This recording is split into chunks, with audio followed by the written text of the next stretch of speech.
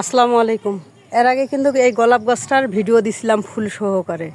যেদিন আমি ভিডিও করছিলাম, ফুল তুলছিলাম, ঠিক সেদিনেই রাত্রে কিন্তু আরিশা আফসানার বাবা স্ট্রোক করে এই দুনিয়া ত্যাগ করে চলে গেছেন।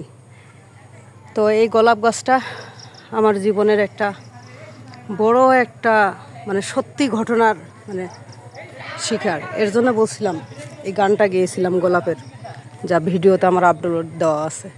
এই গাছটা অনেকবার মরছিল, মরার পরে কিন্তু আবার ফুল ফুটছিল। ঠিক মানুষের জীবনেও কিন্তু মানুষের মন মরে যায়, মন আর জাগে না, কিন্তু আবার নতুন করে কিন্তু সম্ভব হয় কোনো কিছু দিয়ে ফুটে তোলানোর। তো আজ দেখেন যে গাছটাতে আমার একটা ফুলও নেই। এই ডালপালাগুলো কেটে দিয়েছি, এগুলা থেকে আবার নতুন কিন্তু আমার ফুল আসবে। এই যে কলি আসবে, আবার ফুল ফুটবে। কিন্তু আমার যে মানুষটা চলে গেল, এ মানুষটা আর ফিরে আসবে না কোনো দিন।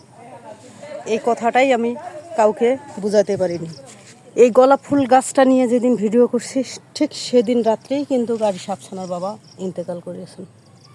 দেখছেন এই গাছটা কত সুন্দর পাতা, এর পাতা চেহারা এত সুন্দর, মার্শাল্লাহ, দেখেই মনটা জুড়িয়ে যায়। এর এত সুন্দর রং, এত সুন্দর তার চেহারা, কিন্তু এরও একদিন মৃত্যু হয়ে যাবে। এই দুনিয়াতে সব কিছুই কিন্তু চলে যাবে, কিচ্ছু থাকবে না, কোনো কিছুই থাকবে না। আল্লাহর দুনিয়াতে কিচ্ছু থাকবে না, শুধু মানুষের ইতিহাস, স্মৃতি, কেউ বা আগে কেউ বা পরে যাবে, এটাই।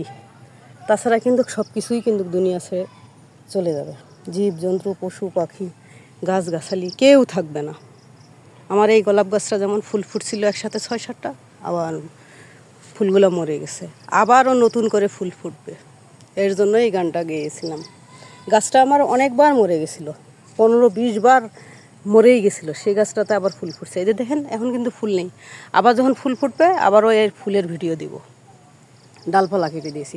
ঠিক মানুষও কিন্তু মরে যায়, মরে থেকেও কিন্তু জীবিত থাকে। সে জীবিত থাকা আর আগের জীবিত থাকার মতো এক সমান হয় না। হয়তো বা তার থেকে বেশি ভালো হয়, হয়তো বা তার থেকে অনেক বেশি খারাপ হয়। আল্লাহ রাসূল বলছে, খারাপ দিক চাইলে খারাপ হয়, ভালো দিক চাইলে নাকি বলে ভালো হয়। আল্লাহ বলছেন, আর কর্মের মাঝে মানুষ বেঁচে থাকে। তো আপনারা সবাই দোয়া করিয়েন, আপনাদের এই মিডিয়ার মাঝে যেন আমি নিজেকে যেন মৃত মানুষটা আমি যেন খুঁজে পাই, আমাকে যেন আমি নিজেই খুঁজে বেড়াতে পারি, আমার সন্তানদেরকে যেন লালন পালন করতে পারি। আমের গাছ, এই যে আম খেয়ে আঠি ফেলছিলাম, মাশাল্লাহ হয়েছে।